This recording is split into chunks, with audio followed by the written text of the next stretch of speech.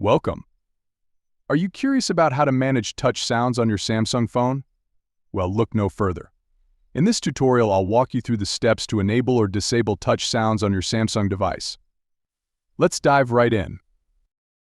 To begin, open the Settings app on your Samsung phone. You can usually find it in your app drawer or by swiping down from the top of the screen and tapping the gear icon. Once in Settings, scroll down until you find the Sound and Vibration option. Tap on it to proceed.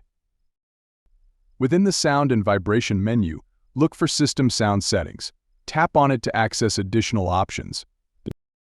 Here you'll find the setting for touch interaction. This is where you can toggle the touch sounds on or off according to your preference.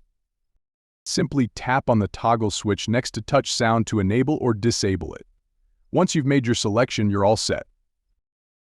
And that's it. You've successfully managed touch sounds on your Samsung phone. If you have any further questions or need assistance, feel free to ask in the comments below. Thanks for watching.